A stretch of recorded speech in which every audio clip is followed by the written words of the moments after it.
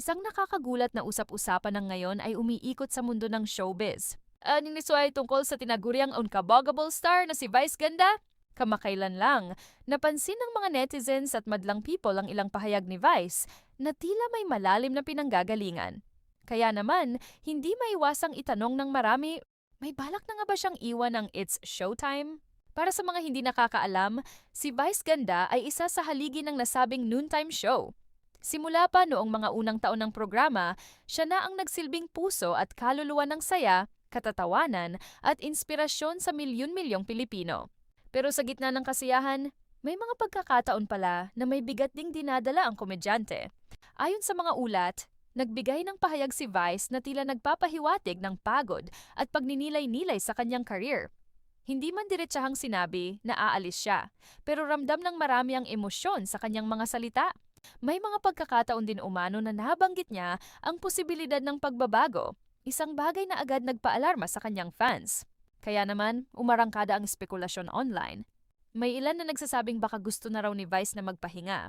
Ang iba naman, iniisip na baka may bagong proyekto siyang gustong pagtuunan ng pansin, pelikula, negosyo o personal na buhay.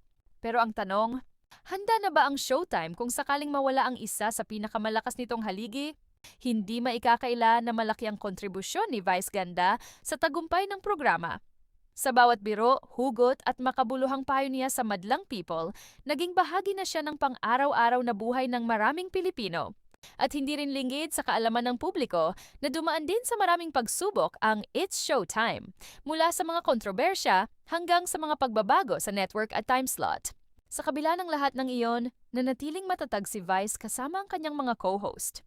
Natalakay naman ang naturang chika tungkol kay Vice sa latest upload ng Showbiz Update ni OG Diaz noong Martes, March 31. Anya, marami rin ang nagre-reach out sa kanya kung may alam ba ito sa nangyayari sa dating alaga. Pagbabahagi ni Ogie, ang daming nagtatanong sa akin, hindi ko naman masagot. Ang una kong nadinig, namamaga ang paa ni Vice. Ang pangalawa kong narinig, judge ba siya sa Drag Race PH? May mga kumakalat rin kasing blind item na isang gay Pinoy icon ang magiging parte ng judging table ng Drag Race PH dahil sa pagpanaw ng dating judge na si Jiggly Caliente. Pagpapatuloy niya, yun lang ang nabalitaan ko, babalik rin naman yan. Alam mo minsan kailangang mag-recharge ni Vice. Ganyan yan, kilala ko yung lola mo. Kapag ubos na siya sa Showtime, ang gagawin niyan, gusto lang niyang magmura. Aakyat yan sa stage ng Vice Comedy Club. Gusto lang niya mag-vent out kasi may mga words na hindi pwedeng sabihin sa TV at sa personal sasabihin niya para lang makarelease siya yung mga hindi niya nasasabi sa ere dahil nga may MTRCB. Bukod pa rito, maaring naka-birthday leave lamang ito at naabutan na rin ng Holy Week ang kanyang birthday. Sa katanungan naman kung may balak si Vice na tuluyan ng iwan ang kanyang noontime program, ang sagot ni Ogie ay, hindi naman. Grabe naman ito, hindi. Dugot pawis niya yan. Sa chika naman ng pagbagsak ng ratings ng It's Showtime, nagpahayag rin ng saloobin si OG. Kaya naman nila Vong tsaka ni Jong yan. Siyempre sanay lang talaga ang mga tao na nandoon si Vice.